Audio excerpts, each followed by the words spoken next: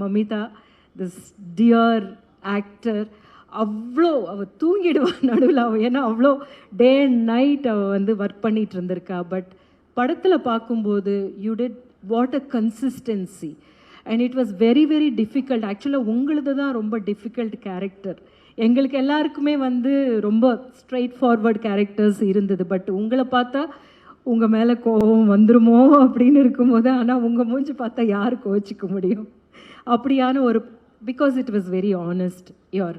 என்னை ரொம்ப பொறாமப்பட வச்சது வந்து சரத் சார் தான். நான் ஷூட்டிங்லேயே சொல்லுவேன், சார் உங்களுக்கெல்லாம் பரவாயில்ல சார், எங்களுக்கு ஒரு அம்மா கேரக்டர் கொடுத்துட்டு அப்படி நீங்கள் அழுதுகிட்டே இருங்கன்னு அனுப்பிச்சி விட்டுறாங்க.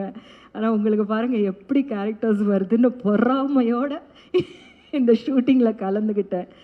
பட் நிஜமாக சார், இந்த கேரக்டரை உங்களை மாதிரி யாருமே வந்து ஹேண்டில் பண்ணியிருக்க முடியாது அப்படின்னு. ஏன்னா அது எந்த அளவுக்கு விளையாட்டுத்தனமாக இல்லை ஃபன்னியாக கொண்டு போகிறது, டக்குன்னு மாறும்போது அந்த மாற்றத்தை நம்ப வைக்கிறது உங்களால் மட்டும்தான் சார் முடியும். உங்களை மாதிரியான ஒரு ஆக்டர்னால் நீங்கள் இது வரைக்கும் பில்ட் பண்ணி வச்சுருக்கிறது, அது எல்லாத்தினால வந்து very very important.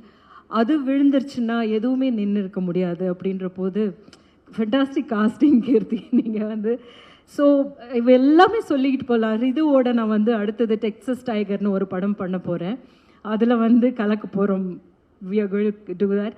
And Aishwarya வந்து ஜம்முலேருந்து அந்த நேரத்தில் ஷூட்டிங் நேரத்தில் தான் கொஞ்சம் பதட்டமான நிலை இருந்தது.